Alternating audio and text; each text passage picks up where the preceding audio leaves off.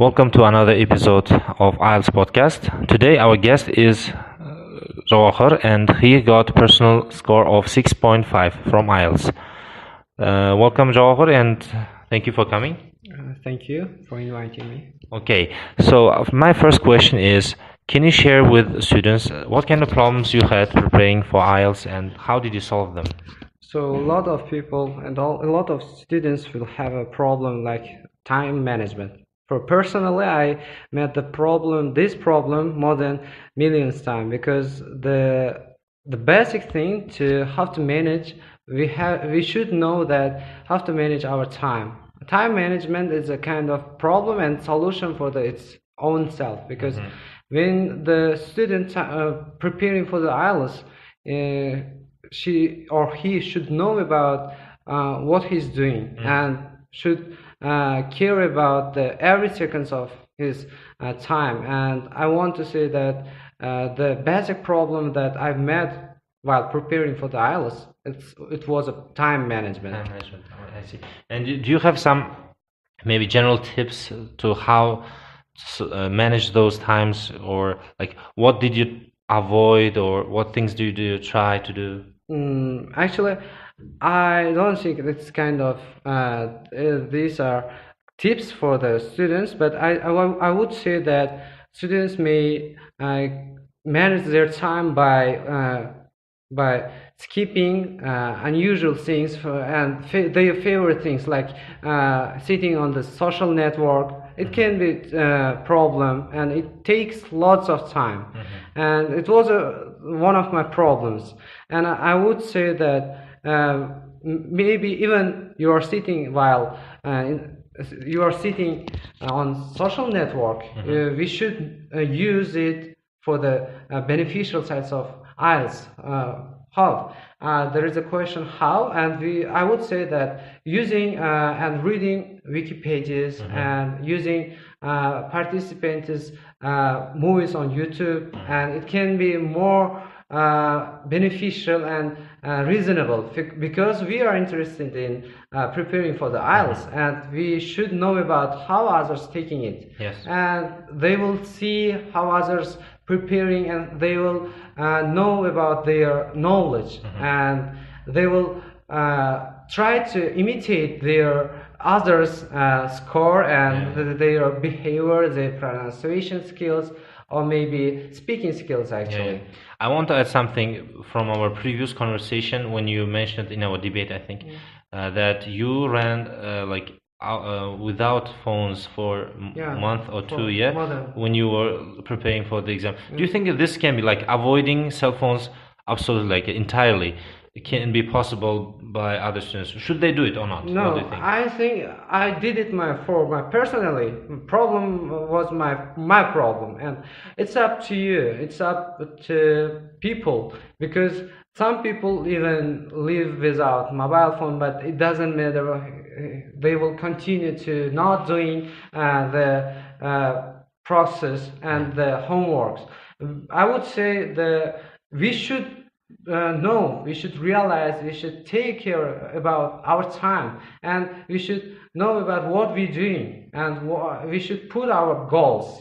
First of all, put our goals, and we will try for that. And if you don't have any goals, if you wait for if you believe only dreams, they will not come true. It's sad that dreams will come true, but it's not. We have to work hard, and we should stop what is our favorite ones, and like cheering on with friends, losing our time. That's all losing our time. That's no worth. It doesn't worth. Some excellent points about dreams. And next question is about myth. Is there any myth that are popular about IELTS? Yeah, I would say the basic problem is myth, maybe, because every student who wants to get high score from IELTS will dream like I will get 8, let's say 8, or reliable one 7 from the IELTS, and they will not try to get that score. They will only dream. Yes. And there is no point or there is no worse from only dreaming. I would say without practice, without working hard, any student can get couldn't get a high score from the IELTS, because maybe because of lack, maybe because of somehow condition, they will get the high score, but it is not. It's orally they don't know English at all. And so, like, 1 second. So basically, like, if you are dreaming, like if you are romanticizing about getting a high IELTS score, it's not for your benefit, of course. Yeah. Great. And do you have any final tips, like general things to do or not to do? Maybe at the exam day, yeah? Yeah, maybe before the exam, actually. Exam day is nothing, because in exam day, you don't have to do anything. You will show what you have. You don't you can't actually show anything without practicing. Yeah. Exam day is at the end of your travel, actually, let's say trip, because you were dreaming and it's end of dream. And for students who aren't preparing for the IELTS, or who are namely preparing for the IELTS but not doing any practice, and I would say I can give tips for the students, because I got only six, but I would, the next time I would do some things for beneficial for me, and I would say I would stop dreaming at first. The first thing, I would stop dreaming and try to get high score and start working hard. And I would not take for granted my time, because every time I will think, yeah, I have 3 months for the IELTS day, exam day, and I would not think about this like this.